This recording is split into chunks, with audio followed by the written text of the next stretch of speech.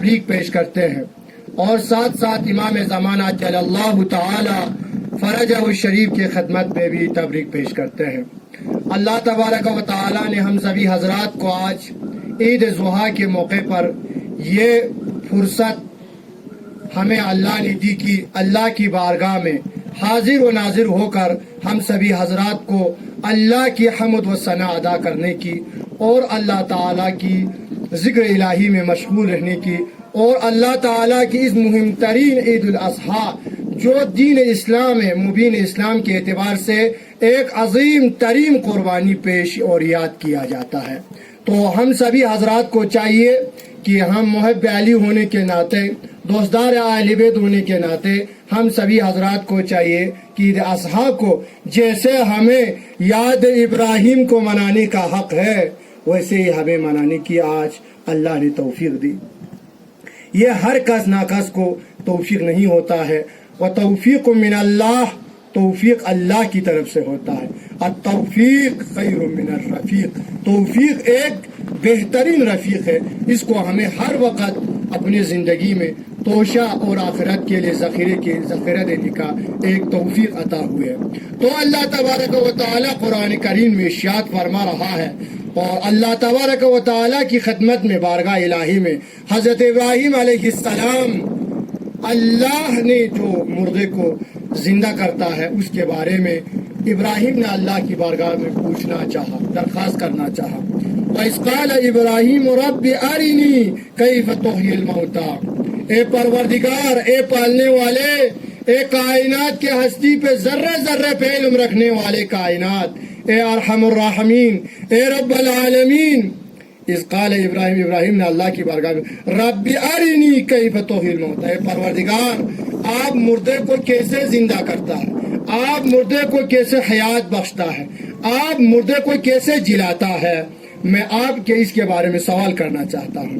اس وقت پوچھا اللہ تبارک و تعالی نے، قال ولم تؤمن، اے ابراہیم خلیل اللہ الرحمن، کیا آپ اللہ پہ ایمان نہیں رکھتے ہو؟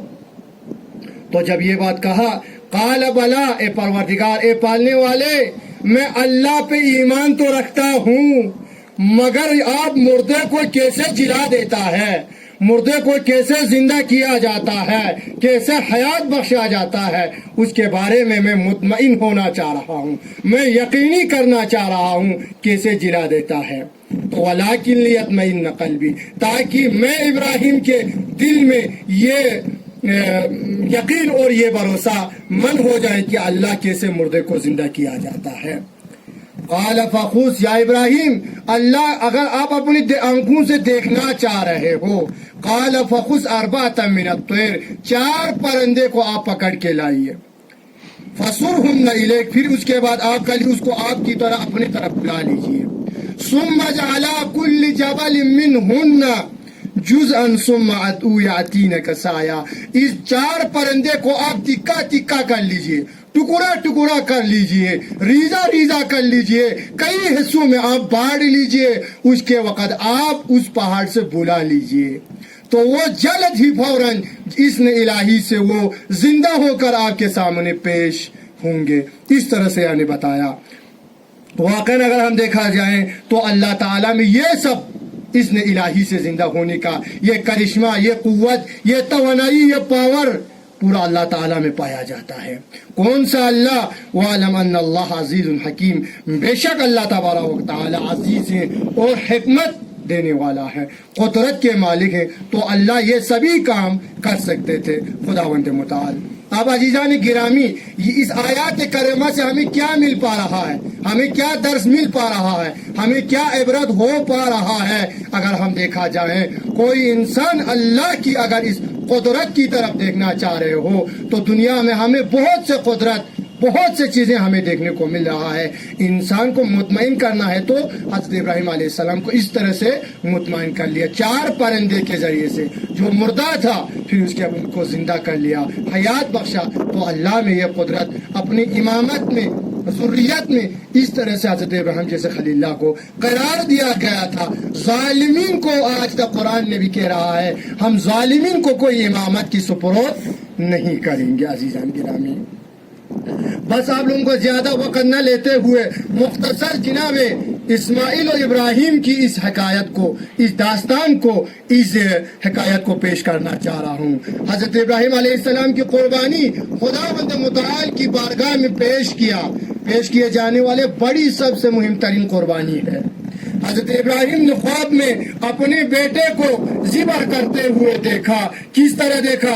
فلما اسلم وتل جبینہ ونادینہ یا ابراہیم قد صدقت رؤیا انا کذالک نجزی المرسلین۔ قرآن کریم میں سے وضاحت ہو پا رہا ہے، قرآن کریم بھی یہی پیغام دے رہا ہے امت مسلمہ تک۔ جب ابراہیم علیہ السلام کو، اسماعیل علیہ السلام کو ذبح کرتے ہوئے ابراہیم علیہ السلام کو 3 بار خواب تعبیر ہوا۔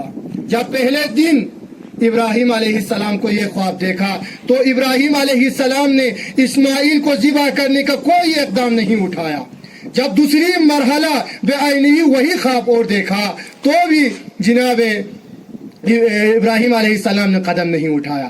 تیسرا مرحلہ بعینہ وہی خواب اور دیکھا تو اپنے فرزند گرامی اسماعیل سے پوچھا، اے ابراہیم، اے میرے نور چشم، اے میرے فرزند گرامی، ایسے مجھے 3 بار خواب دیکھا، آپ کو ذبح کرتے ہوئے اس عالم میں مجھے دیکھنے کو ملا، آپ کی کیا سوچ ہے، آپ کی کیا فکر ہے؟ تو ابراہیم اسماعیل نے یوں پلٹ کر اپنے والد گرامی سے پوچھا، اللہ کا حکم ہے، اے ابا جان، اس کو آپ تعمیر کر تک پہنچا دیجئے، اس کو آپ مکمل کر لیجئے، اللہ کے حکم حتمن ہوگا، کیونکہ نہ یہ وحی تھا، نہ یہ غیب